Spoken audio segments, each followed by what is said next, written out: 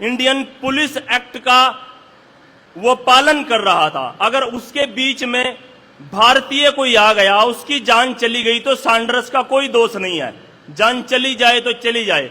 और बुजुर्गों, 1861 का वो कानून, इंडियन पुलिस एक्ट, आज भी आपके सामने देख लो। अगर पुलिस मन चाही बर्बरता से वो लाठी चार्ज कर सकता है, किसी को भी उठा के ले जा सकता है, वो कुछ भी कर सकता है। तो समझने की और सोचने की बात यह है, जैसे अब कह रहे थे 34,735 कानून अंग्रेजों ने ये व्यवस्था इस देश को लूटने के लिए बनाए थे। जब वो 47 में चले गए, एक ट्रांसफर ऑफ पावर एग्रीमेंट कर गए कि नेहरू अब इस देश को तुम संभालो, यही कानून चलेंगे, यही नियम चलेंगे, यही रेगुलेशन यहां पे चलेंगे, आप इनमें कुछ बदलाव नहीं कर सकते। तो मैं इस सभा से पूछता हूं बुजुर्गों, जब कोई कानून नहीं बदला, कोई नियम नहीं बदला, एक रात में देश का प्रधानमंत्री बदल गया, पहले माउंटबेटन था, अगले ही सुबह 15 अगस्त को नेहरू को बना दिया, देश का कोई कानून बदला? कुछ नहीं बदला। वो 34,735 कानून आज तक ज्यों के त्यों चले हुए हैं। तो हम कैसे मान लें कि ये देश आजाद है? हम कैसे मान लें कि हमारे भगत सिंह का सपना कैसे पूरा होगा? हम कैसे मान लें कि नेताजी सुभाष चंद्र बोस का सपना कब पूरा होगा? सिर्फ एक अकेले नेता थे उस टाइम में जिन्होंने कहा था कि अंग्रेजों को मार के भगाना है, इनकी व्यवस्था को नहीं रखना है, अपना सिस्टम बनाएंगे, अपनी व्यवस्था बनाएंगे। इसलिए उन्होंने आजाद हिंद सरकार, आजाद हिंद फौज और आजाद हिंद बैंक, आजाद हिंद करेंसी, अपना पूरा सिस्टम बना के वो रखा, उन्होंने बनाई। लेकिन उनकी जब तक वो देश में आ रहे थे, ये काम उन्होंने बुजुर्गों बाहर जाके किया। ऐसा वो कौन लोग थे? देश के लोगों की क्या मजबूरी थी कि एक व्यक्ति, एक हमारा नेता देश की आजादी की बात कर रहा हो और उसको अपना संगठन, अपनी आर्मी वो विदेश में जाके बनानी पड़े। हमारे उस टाइम के देश के जो लोग थे, क्या वो उस टाइम उनका साथ नहीं दे रहे थे? क्या वो उस गुलामी में नहीं थे? तो ऐसे ही ये जनता सरकार मोर्चा संगठन है, ये पूरे देश का संगठन है और शहीदों के सपने को जो है बनाने के लिए यह लगा हुआ है, कोई राजनीतिक उद्देश्य नहीं है। इसका एक ही नारा है कि जनता ही सरकार है, मतलब जनता की सरकार है, ना किसी नेता की, ना किसी अधिकारी की। भाई हम क्यों किसी सरकार की बात मान लें जब वो सरकार के दस्तावेज ये बताते हैं कि आपका भगत सिंह, आपका चंद्रशेखर, आपका सुभाष चंद्र बोस ये क्रिमिनल हैं, ये अपराधी हैं।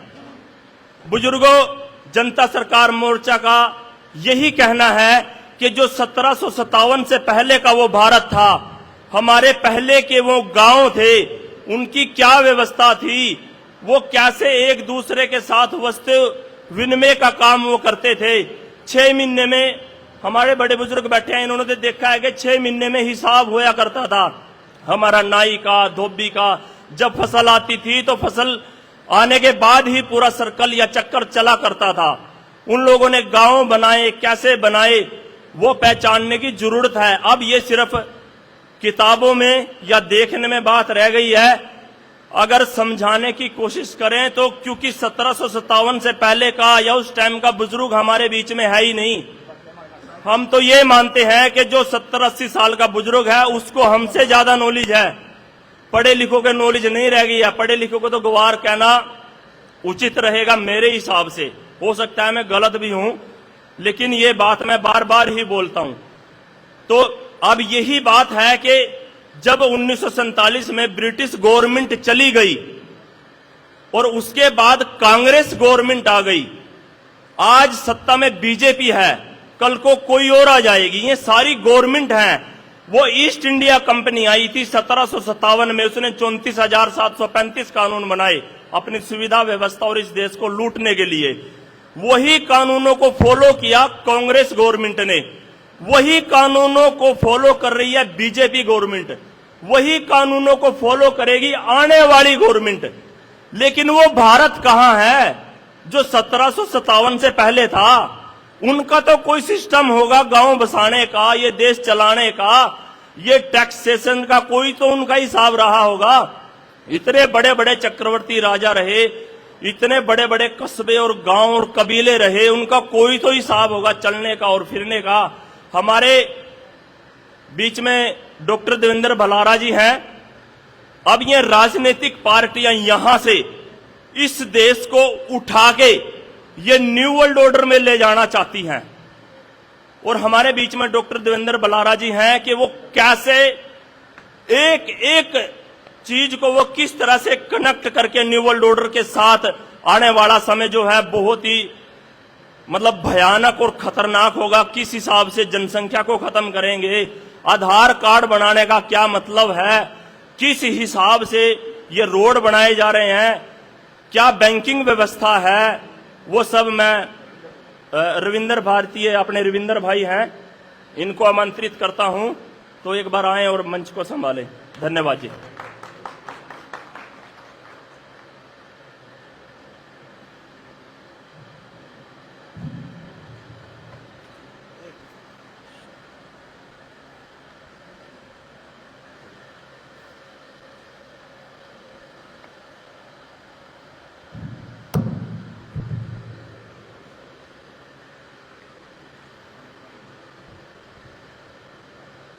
नमस्ते जी आप सभी को।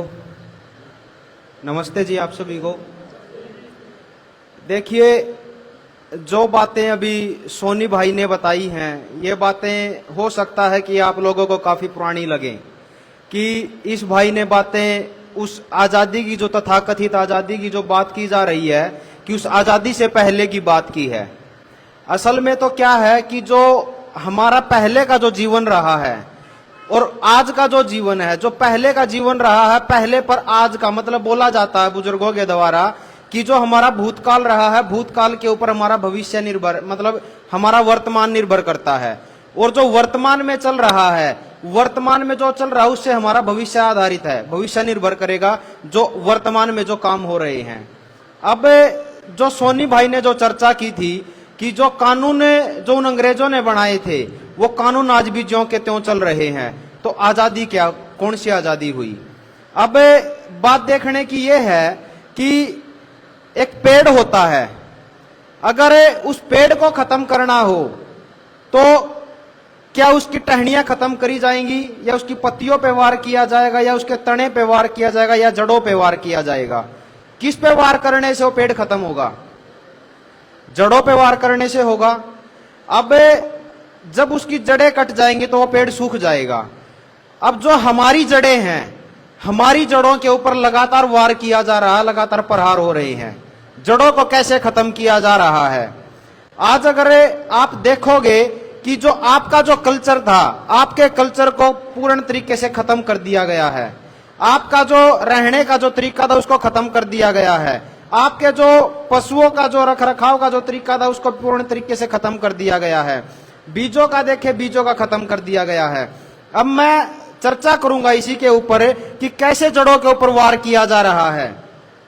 हम देखेंगे कि एक जब इसको लेंगे, हमें जो खेत के बीज को लेंगे, हमारी खेती आज कितनी अपनी बची है?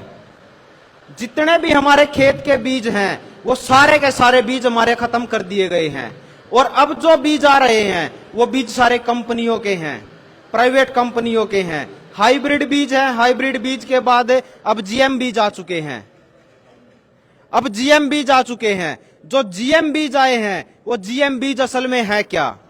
अब एक चीज देखिए आप कि जो खेत के अंदर हम जो बीज बोते थे वो बीज हमारे अपने हुआ करते थे। जो हमारे अपने खुद के बीज हुआ करते थे, उस बीज से हम लगातार हर वर्ष पैदावार लेते रहते थे। लेकिन जब इन सरकारों ने, इन कंपनियों ने यह देखा कि ये जो गांव हैं, ये जो खेती निर्भर है इनके लिए ये बाजार के ऊपर निर्भर नहीं है, तो उनको बाजार के ऊपर लेकर आना था। बाजार के ऊपर लाने के लिए क्या किया गया कि इनको उन्नत किस्म के बीज बताकर कि आपकी फसलें की जो पैदावार है वो ज्यादा होगी, और वो उन्नत किस्म के बीज बताकर हमारे को हाइब्रिड बीज दिए गए। एक क्रांति आई, जिस क्रांति को हरित क्रांति का नाम दिया गया, कि हरित क्रांति के बाद कि हरित क्रांति आई, और हरित क्रांति के बाद हमारे यहाँ पर जो देसी बीज थे उन बीजों का जो चलन था वो चलन कम हुआ, और खेतों के अंदर जो जहर था वो जहर डालना शुरू किया गया उसी हरित क्रांति के बाद। अब आप इस चीज का आकलन कीजिएगा कि जो हरित क्रांति के नाम पर जो हमारे बीज बदले गए और उन बीजों के साथ साथ हमें जो जहर दिया गया खेतों में डालने के लिए, क्या वो जहर इंसानों को पोषित करता है या मारता है? क्या काम करता है? इंसानों को मारता है। जो खेत के अंदर जो हम जहर डालते हैं, यह कहा गया है कि जैसा खाएंगे अन्न वैसा होएगा मन। जो हम जहर खाएंगे तो हम बीमार ही होंगे या हम स्वस्थ रहेंगे? बीमार ही रहेंगे हम। तो हमारे खेतों के अंदर लगातार हरित क्रांति के बाद जहर जो डाला गया और उस जहर की जो तादाद थी जो बढ़ती गई लगातार, जो उसके आंकड़े हैं जो बढ़ते गए, पहले हमें 5 किलो से, क्योंकि जब हमारे को हरित क्रांति के नाम पर जब ये पेस्टिसाइड, ये यूरिया, ये डीएपी जब दिया गया, ये फ्री में दिया गया था और इसके ऊपर सब्सिडी कह के दी गई। सब्सिडी कौन दे रही थी? सरकार दे रही थी। हरित क्रांति को लाने वाली कौन थी? सरकारें थी। और जब वो हरित क्रांति आई, हरित क्रांति के बाद वो जहर हमारे को फ्री में दिया जाने लगा, तो किसानों ने, एक किसान ने जब वो जहर नहीं डाला, किसी भी किसान ने, तो कंपनियों ने क्या किया कि गांव के अंदर, हर गांव के अंदर हुआ ये काम है कि एक किसान को कुछ ये बताया गया कि भाई आप ये खाद डालो, आप खाद का इनाम दिया गया उसको, जहर तो नहीं कहा गया कि आप ये खाद डालो, इससे आपकी पैदावार ज्यादा होगी। अगर पैदावार भी नहीं होती है तो हम आपको पूरी फसल की कीमत देते हैं। और जब फसल की पैदा होने से पहले उस किसान को उस फसल की कीमत मिली, तो उस किसान ने सोचा कि जब पहले ही कीमत मिल रही है तो ये डालने में क्या जाता है। और गांव के अंदर एक किसान ने वो जहर डाला। फिर देखा गया कि वो जब वो जहर डला तो उससे जो फसलें थी उसको लहलाती हुई नजर आई, पैदावार बढ़ी। जब उसकी पैदावार बढ़ी तो उस किसान के पास पूरे का पूरा गांव पूछने आया कि आपकी पैदावार इतनी ज्यादा कैसे हुई। तो उस किसान ने कहा कि मैंने ये खाद डाला, ये यूरिया डाला, ये डीएपी डाला, ये पेस्टिसाइड डाला, ये हर्बिसाइड डाला। मतलब जो दिया गया, अब किसानों ने पूछा कि ये डाला गया है, तो किसानों की वहां पर रुचि बढ़ी और फिर से वो पूरे के पूरे गांव में, हर गांव के अंदर ये काम हुआ। पूरे के पूरे गांव के अंदर वो जहर डलना शुरू हुआ। और जैसे ही वो जहर डलना शुरू हुआ, आप देखोगे कि उस हरित क्रांति से पहले जब आप जाओगे, हमारे समाज में इतनी बीमारियां भी नहीं होती थी। क्या होती थी पहले? इतनी बीमारियां नहीं होती थी। लेकिन जब से खेतों के अंदर वो जहर डलना शुरू हुआ है, तब से बीमारियों की जो तादाद है वो बढ़ी है। आप देखोगे कि जब से हरित क्रांति आई, ठीक ठीक उस हरित क्रांति के बाद ही जो शहरों के अंदर जो अस्पतालों की संख्या है, वो अस्पतालों की संख्या भी साथ साथ में बढ़नी शुरू हुई। क्या ये संयोग है? उनको पता था, क्योंकि जो कंपनियां ये जहर बना रही हैं खेत में डालने के लिए, वही कंपनियां फार्मास्यूटिकल भी चलाती हैं, फार्मा कंपनियां। उनको पता है कि जब ये जहर खेतों में डल रहा है, ये जहर खेतों में डलने से लोग बीमार होंगे, और जब लोग बीमार होंगे तो उनको अस्पताल चाहिएंगे, अस्पतालों के साथ साथ उनको ये दवाएं चाहिए होंगी। वही दवाएं हैं जो केमिकल, जिन केमिकलों से ये खाद बनता है, उन्हीं केमिकलों से ये दवाएं बनती हैं जो हम और आप हर रोज एलोपैथी के नाम पे ले रहे हैं। मतलब क्या था? मतलब साफ सा ये था कि वो लोग बता रहे थे हम लोगों को, सीधे तौर पर कह रहे थे, हरित क्रांति से पहले जब नहीं थे तो लोग बीमार भी नहीं होते थे। और उस हरित क्रांति के बाद ऐसी ऐसी बीमारियां आनी शुरू हुई समाज में, जिनका पहले हमारे पूर्वजों ने कभी नाम भी नहीं सुना था। क्या कभी किसी ने सुना था कि कैंसर रोग भी होता है? क्या किसी ने सुना था कि भाई ब्रेन हेमरेज भी होता है? क्या किसी ने सुना था हार्ट फेल भी होता है? मतलब ऐसी ऐसी बीमारियां आई। वो बीमारियां धीरे धीरे आई, क्योंकि वो जो जहर था वो जहर धीरे धीरे खेतों में डलना शुरू हुआ। और पूरे का पूरे समाज को आप देखोगे कि सारे का सारा समाज किसके ऊपर आ गया? इस पेस्टिसाइड खेती के ऊपर आ गया। आज मानते तो हर कोई है कि भाई हम जहर खा रहे हैं और जहर खाने से बीमार होंगे, लेकिन वो जहर दे कौन रहा है?